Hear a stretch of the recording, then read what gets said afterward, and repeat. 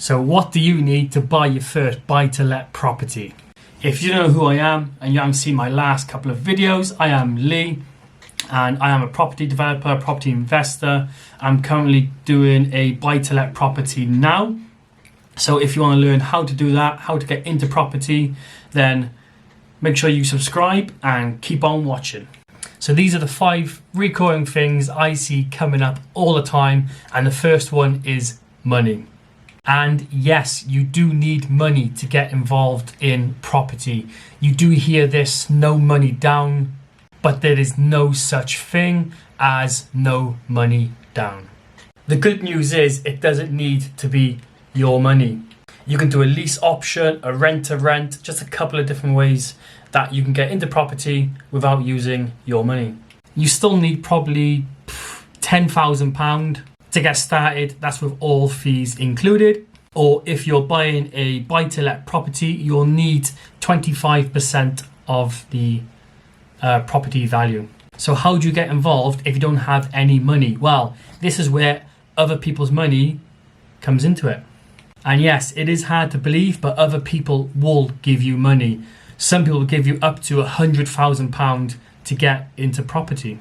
And all they want is some kind of return. So if you need £30,000 for a deposit, then you can get that off someone, but they might want like £5,000 or £10,000 on top of that after when you pay them back. So you could get £30,000 off them, and they could say, in 10 years time, I want that back with an extra 10k. So in 5 years time, you basically refinance that property, pull out the money, give them their 40,000, you keep the rest of the profit, and then put that back into a new property and so on. That's something, or kind of what could happen when you use other people's money.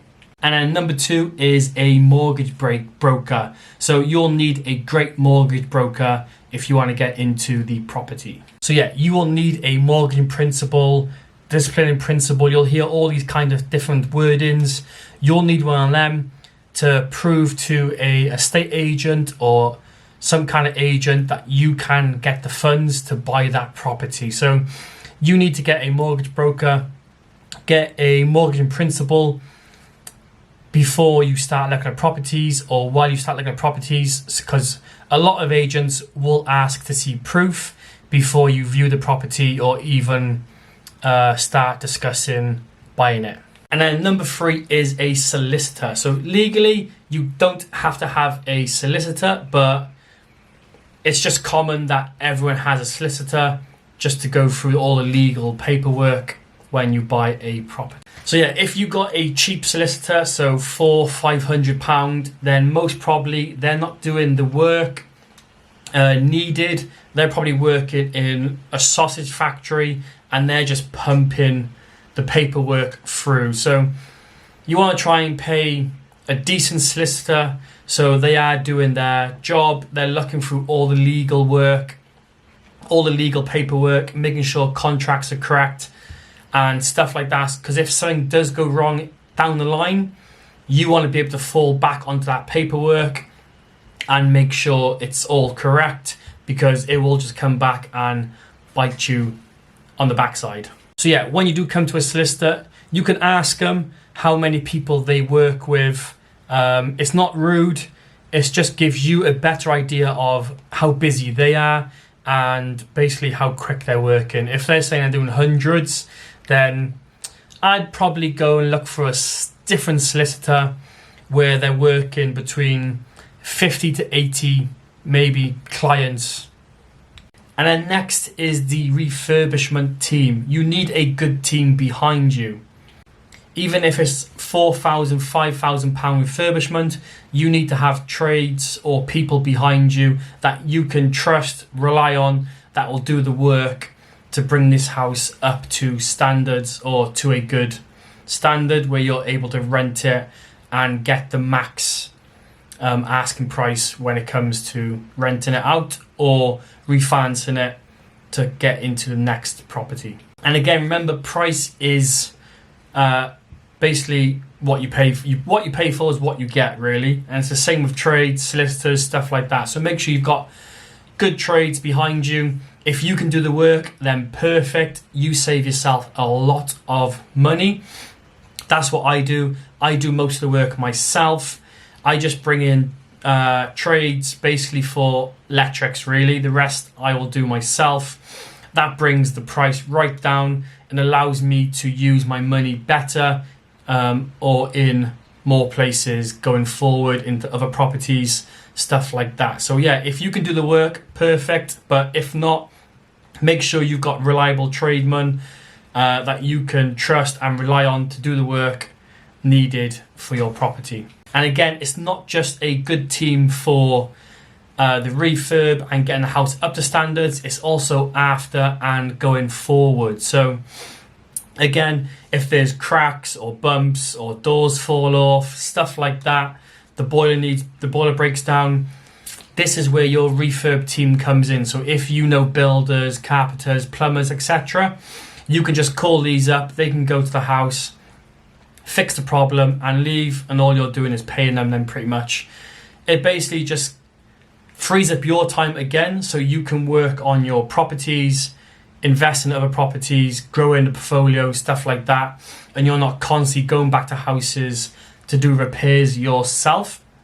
So that's another reason why you should have a good refurb team behind you. And again, leading into that one, it is then letting agencies. So you need these especially to manage your property, find tenants, especially if you are doing buy to let properties. You got to remember, you are not a landlord, you are a investor. So you're basically trying to invest in property, grow a portfolio, and you're not looking to manage the properties, be a landlord.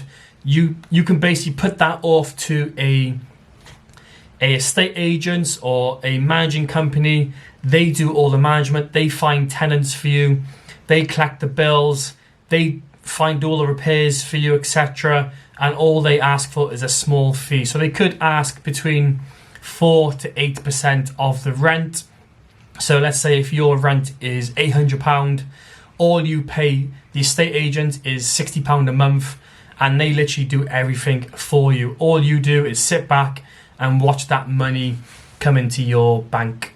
Yeah, so that's 5 things. Now you're probably wondering, how about the property? And yes, that is correct. We do need a property. But yeah, there is people you can target for that. Estate agencies, letting agencies, Gumtree.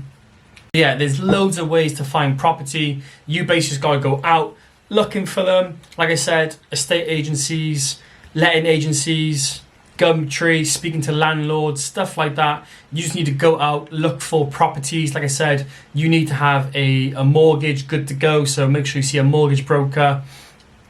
Once you've done that, go up a property, start viewing houses, and pretty much you can go from there. But still, if you don't know how to get to them still, and you haven't got enough time, then don't worry, because I can do it for you. So if you've got money to invest in property and don't have the time to invest in property just yet, then comment below and I will get hold of you, and then we can go forward on getting you started in growing that portfolio for you.